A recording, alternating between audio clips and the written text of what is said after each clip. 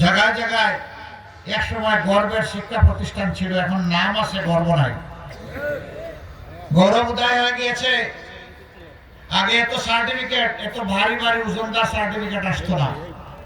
একটা স্কুলে 1-2 জন ফার্স্ট ডিভিশনে পাস করলে ওদেরকে দেখার জন্য মানুষ আসতো।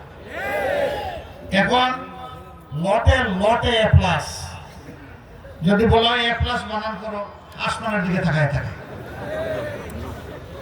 এটা কি তাদের দোষ? এটা আমাদের শিক্ষা ব্যবস্থার গলদ এবং সরকারের দোষ। সরকার মা বাপের দায়িত্ব পালন করলে এটা হতো না। কেমনে পালন করবে রে ভাই?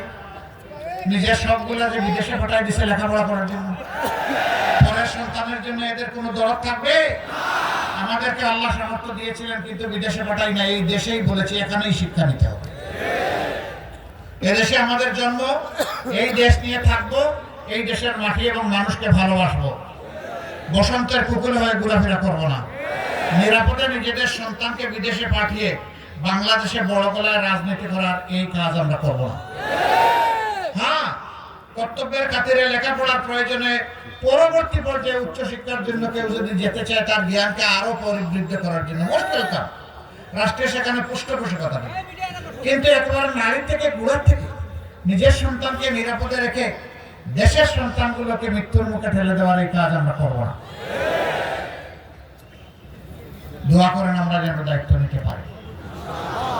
এই মাগুরার অনেক সমস্যা আছে, আমাদের অঙ্গীকার একেবারে ক্লিয়ার।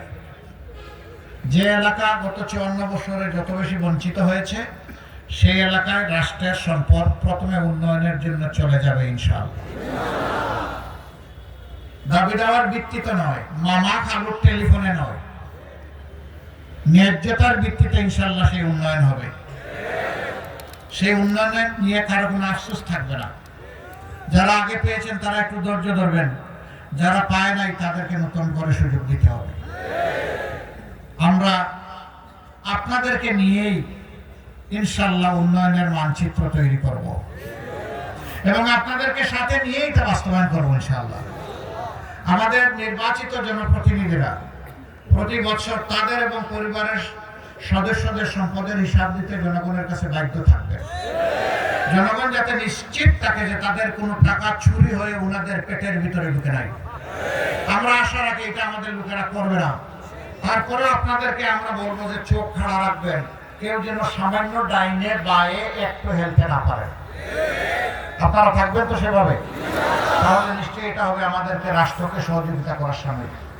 আমরা ইনশাআল্লাহ আবার বৃদ্ধ বনিতা, হিন্দু মুসলিম বৌদ্ধ খ্রিস্টান সকলের জন্য আমরা ন্যায় বিচার কায়েম করব। যে অপরাধে একজন পিয়নের বিচার হবে, শাস্তি হবে, একই অপরাধ করলে প্রধানমন্ত্রী এবং প্রেসিডেন্টের একই বিচার, একই শাস্তি হবে।